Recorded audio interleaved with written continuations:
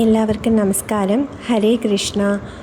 ഇന്ന് എൻ്റെ ജീവിതത്തിൽ നടന്ന കുറച്ച് അനുഭവങ്ങൾ, അതായത് നമ്മൾ അന്ധവിശ്വാസം എന്ന് പറഞ്ഞ് തള്ളിക്കളയുമ്പോൾ അതിൽ ചിന്തിക്കേണ്ട ഒരുപാട് കാര്യങ്ങളുണ്ട് കേട്ടോ.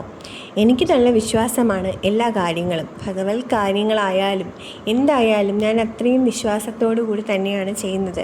പക്ഷേ നമ്മുടെ ചുറ്റുമുള്ളവർ അത് ചിലപ്പോൾ വിശ്വസിക്കില്ല. അതുകൊണ്ട് അവരുടെ ജീവിതത്തിൽ ഒരുപാട് നെഗറ്റീവായിട്ടുള്ള അനുഭവങ്ങൾ ഉണ്ടാകാറുണ്ട്. അങ്ങനെയുള്ള ഒരു അനുഭവമാണ്, വളരെ ഭയാനകമായിട്ടുള്ള ഒരു അനുഭവമാണ് ഞാൻ പറയാൻ പോകുന്നത്.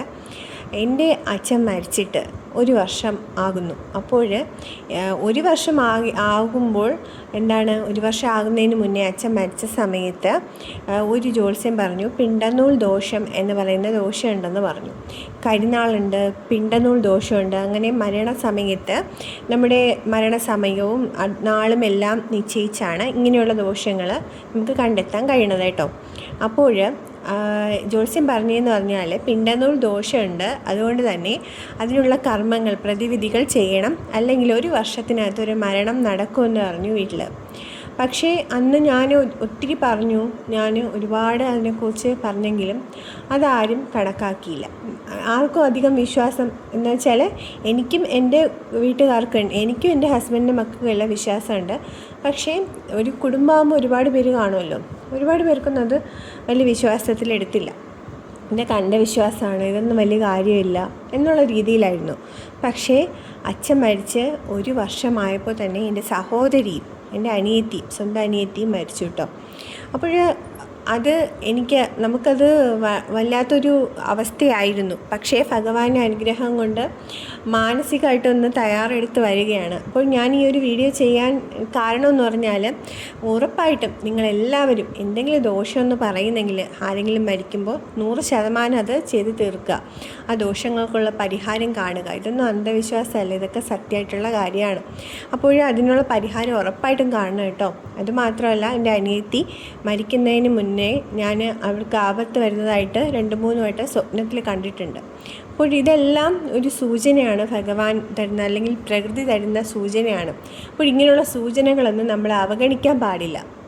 അങ്ങനെ നമ്മൾ സ്വപ്നം കാണുമ്പോൾ ഒരാളാണെങ്കിലും അല്ലെങ്കിൽ നമുക്ക് വേണ്ടപ്പെട്ടവരാണെങ്കിലും നമ്മൾ അവരോട് പറയുമ്പോൾ അവരും കൂടെ വിചാരിക്കണം, അല്ലേ, അവർക്ക് ബുദ്ധിമുട്ടുണ്ടാവാതിരിക്കാനായിട്ട് അവർ ഭഗവാനോട് പ്രാർത്ഥിക്കണം. അങ്ങനെ പ്രാർത്ഥിച്ചിരുന്നെങ്കിൽ അനിയത്തി അത് അന്ധവിശ്വാസമായിട്ടാണ് കണ്ടത്. അപ്പോൾ അവൾക്ക് ഇന്നൊരു അവസ്ഥ വന്നപ്പോൾ വളരെ വിഷമമുണ്ട്. ഭഗവാൻ അവളുടെ ആത്മാവിന് നിത്യശാന്തി കൊടുക്കട്ടെ എന്ന് പ്രാർത്ഥിക്കുന്നു. പക്ഷേ ഇതെല്ലാം ഒഴിവാക്കാമെന്നുള്ളതായിരുന്നു. അതുകൊണ്ട് തന്നെയാണ് എന്നെ കേട്ടുകൊണ്ടിരിക്കുന്ന എൻ്റെ സബ്സ്ക്രൈബേഴ്സിന് വേണ്ടിയിട്ട് ഞാൻ പറയണത്, 100% നിങ്ങളിങ്ങനെ എന്തെങ്കിലും ഇഷ്യൂ അല്ലെങ്കിൽ മരണസമയത്ത് പ്രശ്നം ഉണ്ടെന്ന് പറയുന്നെങ്കിൽ ഉറപ്പായിട്ടും നിങ്ങൾ എന്ത് ചെയ്യുക, അതിനുള്ള പ്രതിവിധി ചെയ്യുക. ഈ ഒരു അവസ്ഥ ഇനി ആർക്കും വരാതിരിക്കാൻ വേണ്ടിയിട്ടാണ് ഈ ഒരു വീഡിയോ ചെയ്യുന്നത്. അപ്പോൾ ആർക്ക് വിശ്വാസമുണ്ടോ ഇല്ലയോ എന്നുള്ളതല്ല, നമുക്ക് പറ്റുന്നെങ്കിൽ നമ്മൾ ചെയ്യുക കേട്ടോ.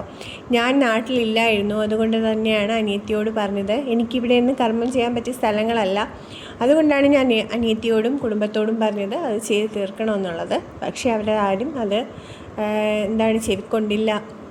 അതൊരു വലിയ വിഷമമായി.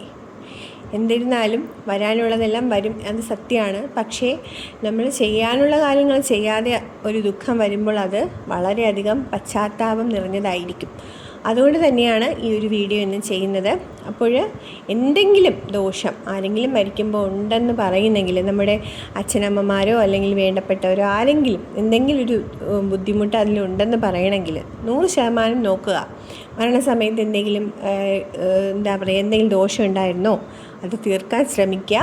പിണ്ഡം, അതായത് അവർക്ക് വേണ്ട അന്ത്യകർമ്മങ്ങൾ നന്നായിട്ട് ചെയ്യുക, എല്ലാം ചെയ്യുക.